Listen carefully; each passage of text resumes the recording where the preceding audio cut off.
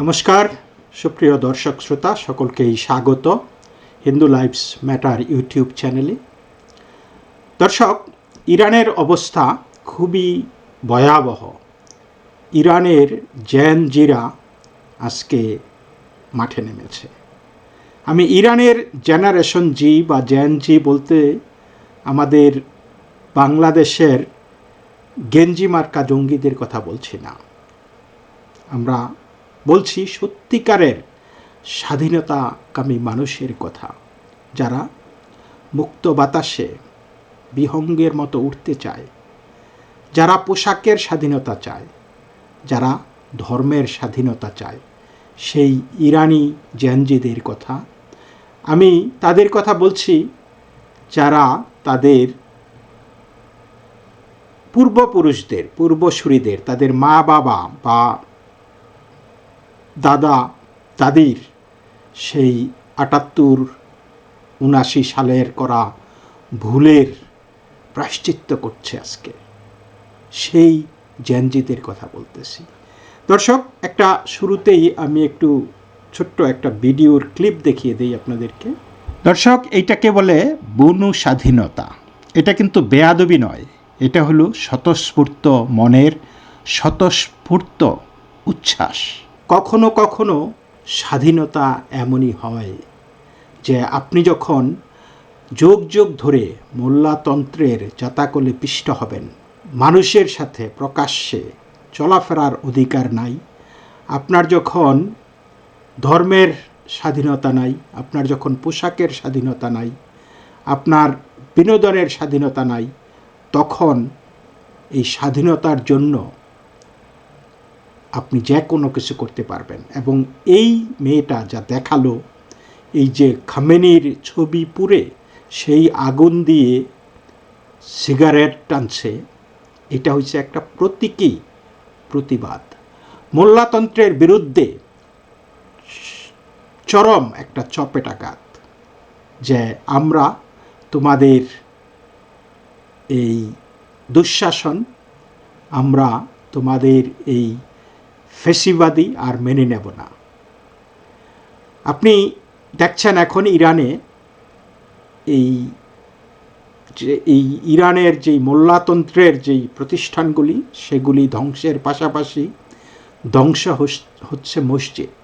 শত শত মসজিদ ধ্বংস করে ফেলা হচ্ছে। এবং ইরানের সবচাইতে বড় ধর্ম যেই তীর্থস্থান আর কি, ধর্মীয় স্থান, সেইখানেও ব্যাপক হামলা হয়েছে। এর অর্থ কি? এর অর্থ কি তারা মুসলমান না? অবশ্যই, কিন্তু তারা বলছে যে আমরা মুসলমান, বাট আমাদের আইডেন্টিটি ইজ নট মুসলিম। আমাদের আইডেন্টিটি হলো আমরা পার্সিয়ান, আমরা ইরানিয়ান। মুসলমান আমাদের ধর্ম হতে পারে, কিন্তু মুসলমান আমাদের পরিচয় নয়। আমরা ইরানিয়ান, আমাদের একটা ঐতিহ্য আছে, আমাদের সভ্যতার সুদীর্ঘ ইতিহাস আছে। তোমাদের ধর্ম নাও, আমাদের স্বাধীনতা দাও। সিম্পল একটা মেসেজ। এই 1978-79 সালে একটা ভুয়া বিপ্লবের মাধ্যমে মানুষকে ভুয়া স্বপ্ন দেখিয়ে এই ইরানে ইসলামী বিপ্লব কায়েম হয়েছিল। মানুষ তখন ভাবতেও পারেনি যে সেই বিপ্লবে অংশ নিয়ে তখনকার জেনজিরা আজকে ভুগতে হবে। সেই তখনকার জেনজিদের সন্তানরা আজকে অকাতরে জীবন দিতে হবে। এবং শুরুতে আমরা দেখেছি 10-20 জন মরছে, তারপরে লাফিয়ে লাফিয়ে সেটা 100-200-তে চলে গেছে। আপনি যদি আজকে 1000 দেখেন, পরের দিন দেখছেন 3000। মানে এখন এটা ব্যাপক হারে এই খামেনিরা, আয়াতুল্লাহরা, এই মোল্লারা তাদের ক্ষমতা ধরে রাখার জন্য ব্যাপক হারে মানুষকে হত্যা করতেছে। কিন্তু সেই জায়গায় আমরা দাঁড়িয়ে দেখছি যে এই ইরানের উদ্যমী তরুণরা থামছে না। আন্দোলন, বিক্ষোভ, অধিকারের সংগ্রাম দাবানলের মতো ছড়িয়ে পড়ছে সারা ইরান জুড়ে। কিন্তু এর বিরুদ্ধে এই বর্বরতা যে চালাচ্ছে, সেইখানে আমরা আমাদের দেশের তথাকথিত সুশীল এবং একই সাথে কমিউনিস্ট যারা আর কি মানবতার কথা বলে, তাদের কোনো প্রতিবাদ দেখি না। তাদের প্রতিবাদ দেখি হামাস সন্ত্রাসীদের জন্য। হামাস সন্ত্রাসীরা অক্টোবরের 2023 সালে কিভাবে 7ই অক্টোবর ইসরায়েলে নিরপরাধ মানুষদেরকে হত্যা করেছে, এবং আপনার বাড়িতে এসে যদি কেউ আপনার সন্তান সন্ততি ভাই ব্রাদার এদেরকে হত্যা করে, আপনি প্রতিশোধের আগুনে জ্বলবেন নিশ্চয়ই। এবং ইসরায়েল সেই প্রতিশোধ নিয়েছে, যদিও সেটা ভয়ঙ্কর, কিন্তু আমরা দেখেছি হামাসের বিরুদ্ধে কেউ দাঁড়ায় না। ইসরায়েলের অবশ্যই এইভাবে মানে এতগুলি মানুষ, নিরপরাধ মানুষ হত্যা করা কোনোভাবেই উচিত হয়নি, উই ডোন্ট কন্ডোন ইট। কিন্তু হামাস যা করেছে সেই প্রতিবাদ কি কেউ করেছিল? ঠিক একইভাবে আমরা বাংলাদেশে দেখেছি ইসরায়েলের বিরুদ্ধে প্রতিবাদ, কিন্তু হামাসের বিরুদ্ধে না।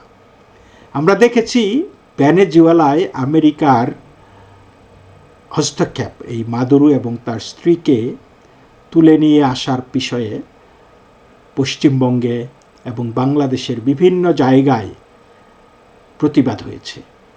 আমি বাংলাদেশের এমন একটা মহিলা, এই যে কমিউনিস্ট মহিলা আর কি, বরিশালের ডাক্তার মনীষা চক্রবর্তীকে দেখেছি, যে তিনি ঈদের সময়ে, রমজানের সময় তাকে তার মানুষদের কাছে গরু বিলি করতে দেখেছি। আমি কখনো দেখিনি হিন্দুদের স্বার্থে তিনি কিছু করেছেন। তো এইবার ভেনেজুয়েলার ব্যাপারে তিনি একটি সমাবেশ করেছিলেন, প্রতিবাদ সমাবেশ।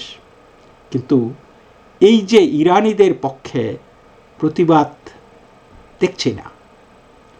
এমনকি বাংলাদেশের পত্রপত্রিকায়ও আমি দেখতে পাচ্ছি যে তারা এই যে এতগুলি মানুষ, মুসলমান মানুষই মারা যাচ্ছে, তাদের পক্ষ না নিয়ে তারা বরং মোল্লাতন্ত্রকেই সমর্থন করতেছে।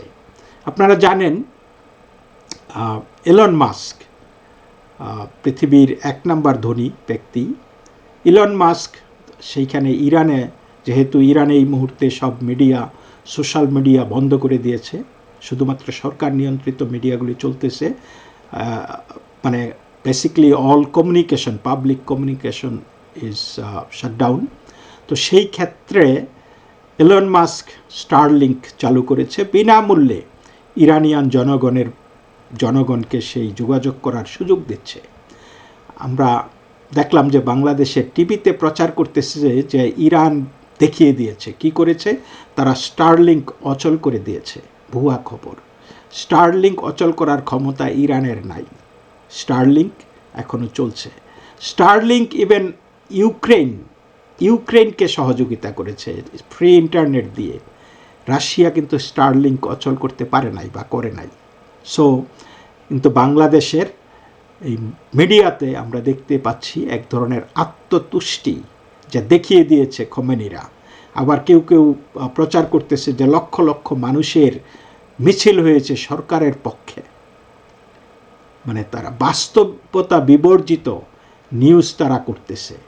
কি বিভৎস যে এই মুহূর্তে দাঁড়িয়ে যেখানে হাজার হাজার স্বাধীনতাকামী ইরানি তরুণ তরুণীরা মারা যাচ্ছে, সেইখানে বাংলাদেশ, পশ্চিমবঙ্গের কমিউনিস্টরা তারা ইরানের পক্ষেই সাফাই গাইতেছে।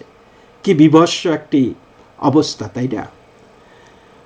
তো দর্শক, তারা কিন্তু দেখে নাই যে তারা বলে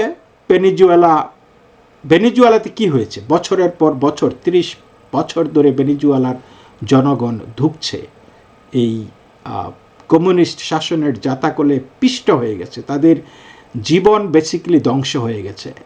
1970 সালে এই ভেনেজুয়েলা দৈনিক প্রায় 2 মিলিয়ন ব্যারেল বা আরও 2.5 মিলিয়ন ব্যারেল তেল উৎপাদন করত 1970 সালে। আজকে সেই 50-60 বছর পরে এই ভেনেজুয়েলার তেল উৎপাদনের ক্ষমতা হইছে 1 মিলিয়ন ব্যারেল পার ডে। ভাবতে পারেন যে ভেনেজুয়েলাকে কোন জায়গায় নিয়ে গেছে। তারপরেও যে না, এই আমেরিকা কেন করবে? আমরা দেখেছি যে শান্তিতে নোবেল পাওয়া আরেক বুয়া নোবেল বিজয়ী মালালা ইউসুফজাই ইরানের নিন্দা জানিয়েছে গতকালকে, কিন্তু এই নিন্দার পাশাপাশি আবার এটাও বলেছে যে আমরা চাই ইরানে নারীদের স্বাধীনতা প্রতিষ্ঠিত হোক, কিন্তু সেইটা কোনো বহিঃশক্তির দ্বারা যাতে না হয়। ভাবতে পারছেন দর্শক, এই মালালা ইউসুফজাইয়ের কথাগুলো কি সব বিরোধী নয়? First of all, Malala Yousafzai কি কি কইরা নোবেল পাইছে? গুলি খাইয়া? জাস্ট গুলি খাইয়া? আর কি? What is her contribution to piece in the world? এই সুদি মহাজন ইউনুস যেইভাবে নোবেল পাইছে, মালালা ইউসুফজাইও নোবেল পাইছে, তবে একটু কষ্ট করছে। এটা হচ্ছে তা গুলি খাওয়া এত সহজ কথা না। কিন্তু মালালা ইউসুফজাই হয়েছে কোত্থেকে? সেও তো বিদেশি শক্তির হস্তক্ষেপেই তার জীবনটাই তো বাঁচা গেছে, তাই না? ব্রিটেনে গিয়ে চিকিৎসা নিছে, ফার্স্ট ক্লাস চিকিৎসা নিয়ে দীর্ঘ রিহ্যাবের পরে সে সুস্থ হয়ে পড়ছে। সেই ব্রিটিশ সরকারের সুযোগ সুবিধা নিয়ে আসে পড়াশোনা কইরা, তারপরে তাদের প্রস্তাবেই সে নোবেল প্রাইজও পাইছে, জাস্ট ইউনুস যেভাবে পাইছে বিল এবং হিলারি ক্লিন্টনের মাধ্যমে। এবং তারাই বলতেছে যে ইরানের নারীদের স্বাধীনতা আসুক, ইরানের সমাজ উন্মুক্ত হোক, কিন্তু সেটা যাতে বাইরের কোনো শক্তির দ্বারা না হয়। তো তোমার বেলায় ঠিক আছে, আরেকজনের বেলায় ঠিক নাই, তাই না? দ্বিচারিতা হলো না একটা। তো যাই হোক, ইরান এবং আমেরিকার মধ্যে একটা টাগ অফ ওয়ার এই মুহূর্তে চলতেছে, বাকযুদ্ধ চলতেছে। ডোনাল্ড ট্রাম্প বলেছে যে ইরান যদি গুলি চালানো শুরু করে তাদের জনগণের, তাহলে আমরা পাল্টা গুলি ছুড়ব। এবং গতকালকে যেটা হয়েছে যে 2 দিনের বিচারে একজন 26 বছরের যুবককে তারা মৃত্যুদণ্ড ঘোষণা করছে। এবং ট্রাম্প বলেছে যদি এই বিক্ষোভকারীদেরকে মৃত্যুদণ্ড দেওয়া শুরু করে তাহলে ইরানকে চরম মূল্য দিতে হবে। এবং এর মধ্যে ইরানও বলে দিয়েছে যে তারা তাদের দেশ রক্ষা করার জন্য যা প্রয়োজন তারা সেটা করবে।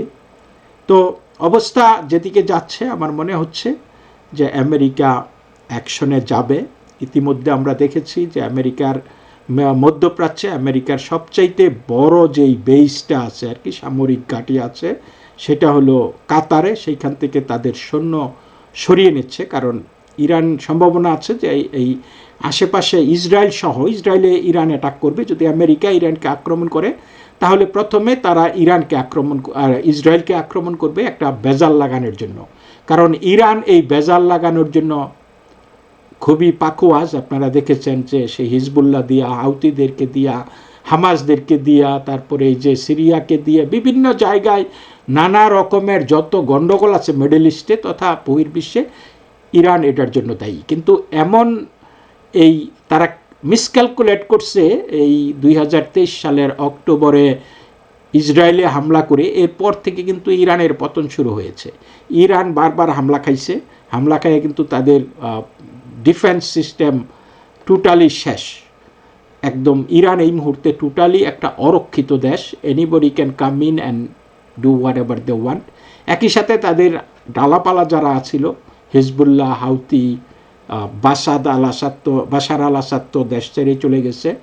তো এরকম সব জায়গায় কিন্তু ইসরায়েল বা আমেরিকা মিলে এটাকে তাদের হাত পা কেটে দিয়েছে। এখন ইরান শুধু এই যে খামেনি আত্মাটা দরফর করতেছে শুধু। আমরা শুনেছি যে তিনি অলরেডি তৈরি, কারণ তার বাংকার টাঙ্কারের সব খবর ইসরায়েলের কাছে আছে। তো তিনি তৈরি যে যদি রাষ্ট্র ফেল করে বা তার সাঙ্গপাঙ্গ যারা নাকি নিরাপত্তা রক্ষীরা আছে তারা যদি বিট্রে করে, তাহলে তিনি রাশিয়াতে চলে যাবেন। কিন্তু কথা হলো যে তিনি কি রাশিয়াতে যেতে পারবেন কিনা, এটা একটা দেখার বিষয়। তো এর মধ্যে ডেসপারেট কি পরিমাণে ইরান হয়ে গেছে, তারা একটা আজকে হুমকি দিছে প্রেসিডেন্ট ডোনাল্ড ট্রাম্পকে। তারা বলেছে যে এইবার তারা টার্গেট মিস করবে না। ইরানের রাষ্ট্রীয় টেলিভিশনে এই ডোনাল্ড ট্রাম্প, আপনারা জানেন যে প্রেসিডেন্সিয়াল ইলেকশনের সময় পেনসিলভেনিয়া অঙ্গরাজ্যের বাটলার টাউনে, সেইখানে বক্তৃতা করার সময় গুলি করছিল, গুলির শিকার হয়েছিল, তার কানে লেগেছে এবং সেখানে আরও একজন মারা গেছিল। তবে ইরান ওই ছবিটা দিয়ে বলছে যে we will not, this time it will not miss the target. অর্থাৎ তারা তো স্বীকার করে নিচ্ছে যে তারা সেই হামলার জন্য দায়ী, তারা সেই হামলাটা করিয়েছিল। এবং আপনারা জানেন ডোনাল্ড ট্রাম্প এমন একজন মানুষ, সে পার্সোনাল জিনিসগুলি খুবই পার্সোনালি নেয়, এবং এইটা জাস্ট ইরান এইটা বলে যে this time it will not miss the target, এই কথা বলে কিন্তু তারা তাদের ডেথ ওয়ারেন্ট লিখে ফেলেছে। এবং you will just watch, America will act, মানে এবং এই আমেরিকা যদি ইরানের রেজিম চেঞ্জ করতে পারে এবং ইরানকে তাদের যেই হারানো গৌরবটা পুনরুদ্ধার করতে পারে, তাহলে পৃথিবীর চেহারাটা পাল্টে যাবে। আপনারা যদি ইরান সম্পর্কে জানেন, ইরান সম্পর্কে পড়েন, ইরানের সভ্যতা, ইরানের সংস্কৃতি, ইরান যে জ্ঞানে বিজ্ঞানে কত অগ্রসর ছিল, এখনও ইরানিয়ানরা কিন্তু খুবই ব্রিলিয়ান্ট, এবং সেটা যদি করতে পারে তাহলে কিন্তু মানে পৃথিবী দীর্ঘদিন মনে রাখবে। এবং এইভাবে তো একটা সরকার চলতে পারে না যারা নাকি নিজেরা টেরোরিস্ট এবং টেরোরিজম এক্সপোর্ট করে বিভিন্ন জায়গায়। ইরান যদিও তাদের টেরোরিজম এক্সপোর্ট করার ক্ষমতাটা অলরেডি মানে বিলুপ্ত হয়ে গেছে বা হ্রাস পেয়ে গেছে, কিন্তু এই মোল্লাতন্ত্র থাকাটাই তো পৃথিবীর জন্য ডেঞ্জার। কারণ তারা আবার কখন শক্তি সঞ্চয় করে আবার শুরু যে করবে না, সেটার তো কোনো গ্যারান্টি নাই। তো যাই হোক, তো এইবার খেলাটা হবে, এবং আমার বিশ্বাস যে ইরান থাকবে না, এই মোল্লাতন্ত্র থাকবে না আর কি। ইরান অবশ্যই থাকবে, ইরানের জনগণ যা চায় সেটা পাবে, এবং আমরা প্রার্থনা করি, আমরা ইরানি জনগণের পাশে আছি। অ্যান্ড আমি বলবো যে জাস্ট গড স্পিড। ওকে, টেক কেয়ার, সকলেই ভালো থাকবেন, নমস্কার। কথা একটাই যে ধর্ম নিয়ে স্বাধীনতা দে। বাই বাই, ভালো থাকবেন।